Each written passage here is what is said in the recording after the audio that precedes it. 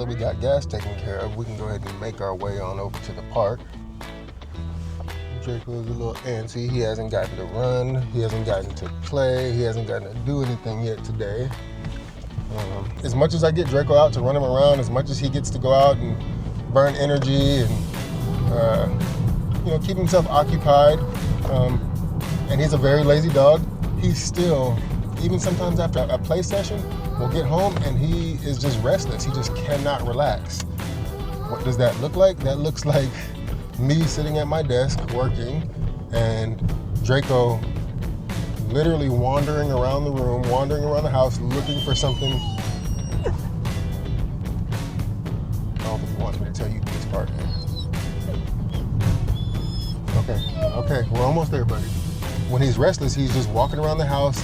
He's literally looking in every nook and cranny, looking for something to get into, whether that means he's just curious, looking around, looking for changes in the house, or he sometimes looks for things that he knows that we like, things that we don't want him to have, like he'll grab a slipper or a house shoe, just little things like that. He'll grab like a headband off the bed or something, and he doesn't chew it, he doesn't destroy it, he literally just goes and grabs it and he'll bring it to you so that you can chase him, so that you can try to get it from him or whatever. But those are the kind of behaviors that if I wasn't home and if Draco wasn't crate trained, he'd be wandering around the house, he'd be looking for something to do, and because there's no one there to engage and there's no one there to interact with him, he's going to tear things up. These dogs have a natural instinct to rip things, tear things apart, to bite things. So it's really up to you. Yeah, see, in my last video, I was telling you guys he always whines when we get close. Now you're seeing it. See what I'm talking about? He knows we're right by the park and he cannot control his excitement. Now he's getting impatient, so we're gonna get out of here and we're gonna get this started. I'm sure he's ready to work, all right? Everything can be a training session. So every day what we do to get him to practice his stays, I know how badly he wants to get out here and play. So what do? I use that as a reward, right? But he has to stay in order to get out to play. So open the door. In the beginning, he used to be a little frantic, but just tell him, stay. Stand in front of the door. Make sure that they can't leave. I know he wants to leave bad. He's not gonna jump out because he's trained now. But when he was younger, you would have to stand in front, maybe keep the door closed a little bit so that he can't get out and say, stay. Good boy, stay. And then he'll just stay until I give the command to let him go. That's a good boy. That's a good boy. Free. Yeah, that's one of the things that you probably want to work on is the stay. It's one of the more important ones. And it's actually kind of key to getting some of these other commands to work. I've had people asking me about the split and the heel and the blue. Draco, come here. So I've had people asking me about these things, and all of those basically require him to know how to stay already. So if your dog can't do a stay, practice that first. You gotta meet your dog where he's at, okay? You can't just see something on the internet or see other guys doing stuff with their dog and expect your dog to be able to do the same thing. First of all, I want to say thank you very much for any of the people that watched my last video, for the people that commented. A lot of people subscribed. I mean, the video blew up way more than I thought it would. I told you I'm a very small YouTube channel. I had like 100 subscribers when I first launched the video. Now I'm getting close to 300 now. So it's a small victory for some, but for me, that's one of the biggest things in the world, because I really didn't even know that anybody would watch my videos. So if you're one of the people that's been watching, if you're one of the people that's supported me in any kind of way, I appreciate you very much, all right? I just wanted to get that out of the way. So I never in a million years would have thought that I would have gotten thousands of views on any of my videos. At least not yet. I want to grow, but you guys made it happen a lot faster than I was anticipating, and I appreciate that. Okay, I think Draco's ready to play.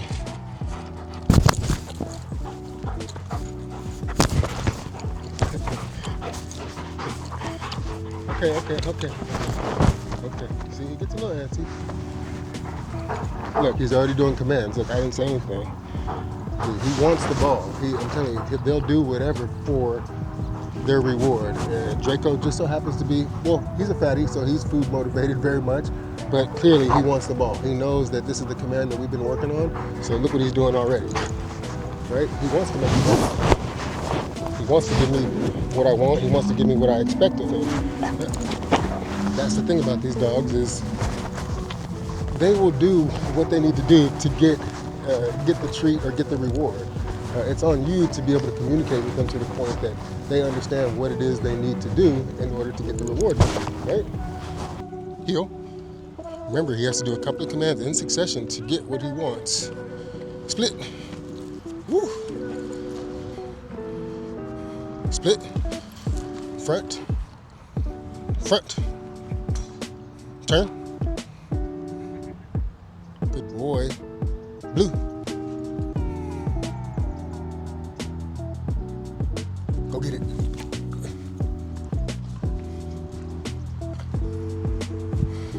Okay, so again, man, thank you guys for all the feedback. I'm really surprised that I had people engaging with me. You know, like I said, I'm not a dog trainer. I'm just a regular guy who comes out here with his Malinois. I ended up with the Malinois completely by chance. Split, front, turn, heel. Good boy, good boy. Nope, heel, split, split, split, nope. Blue. Yes.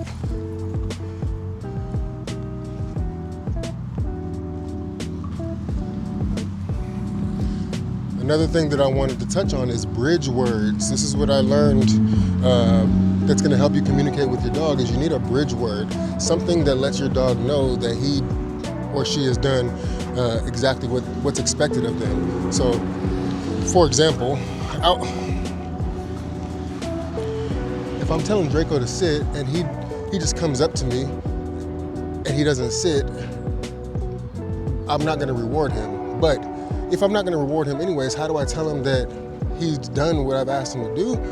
Well, that's when I use the bridge word. That's when I'll say yes. When he hears yes, he knows that means he did something that I want from him. The way that I've trained that up is in the beginning, hey, come here. In the beginning, what we do is we follow yes with a treat. So every time he thinks, or every time he hears a yes like that, he thinks that a treat is coming, which kind of, reinforces his behavior in his brain that he's doing the right thing. So you don't say yes or you don't say your bridge word until he completes the action that you're wanting of him. So if the action is to sit, he may come next to me and do a half sit. He may come next to me and not sit at all. I'm not going to say that bridge word until his butt is on the ground. As soon as his butt touches the ground, yes, because then that means you did what I wanted you to do. And he'll make that connection in the beginning. Like I said, you give him a treat at the same time. Say yes, like this. Come here, boy. Sit. Yes, good boy. Or down. Sometimes he's really slow with the down. So this is a good example. You don't say yes or you don't give your bridge word until his elbows or his front legs are fully down on the ground. For example, down. See how slow? See he's not down? Draco, down. Yes, good boy. No. Down. Yes, good boy. Good boy. Another thing that I was told is with the down, you give them the treat in the down position, okay? Don't say down, down, down. Good boy. Don't say down and then give him a treat like this, okay? If he's in the down position, you go down and you give it to him down there because that's where you want him to be at. Good boy. Stay, okay?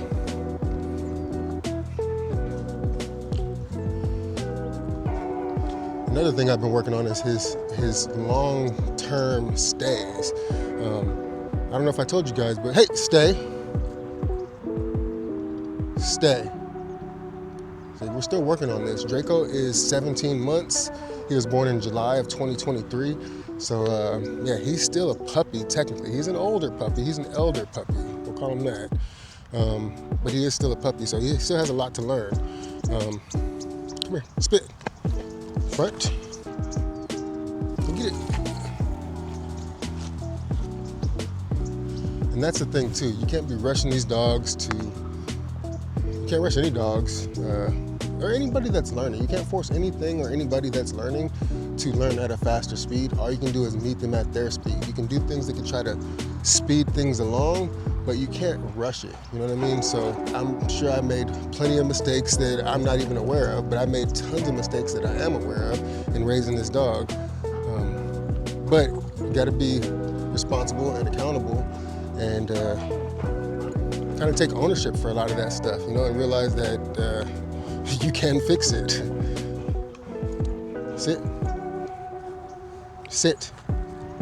Good boy. Stay. Split. Oh, nope. Split. Split. Stay. Stay. Good boy. Split. Stay.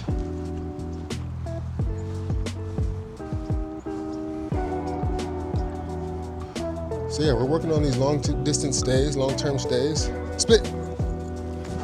Go.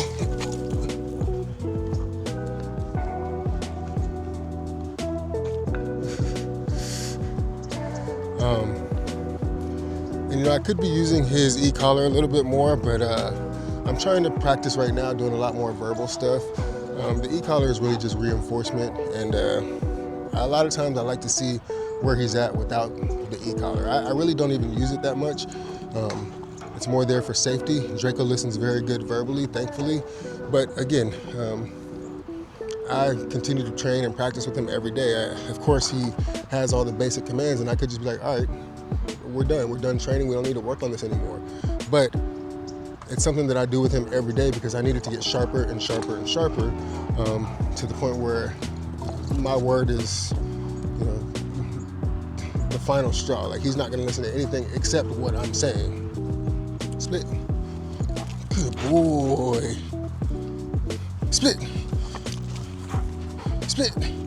Good boy. Split. Split. Come on. Split. Good boy. Heel. Yeah. Good job. Good heel, buddy. Come on. Let's go. Let's go. Come on. See, he's doing good. He's doing the heel very well.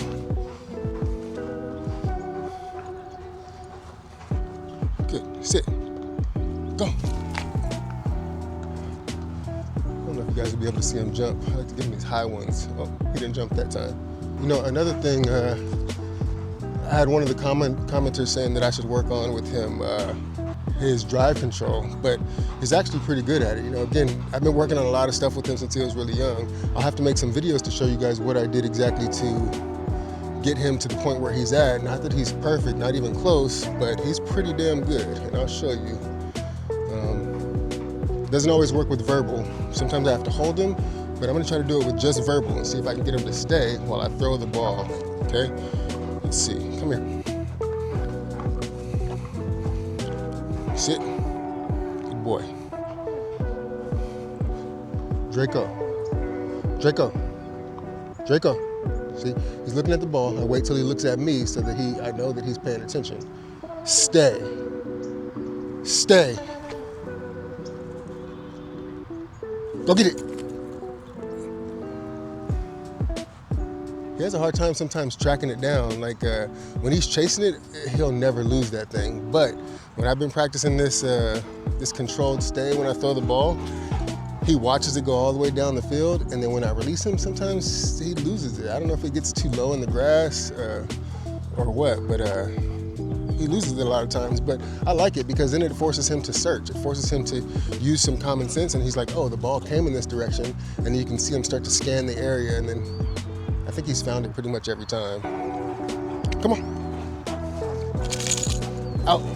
Draco, out. Good boy. Come here. Come here. Stay. Stay.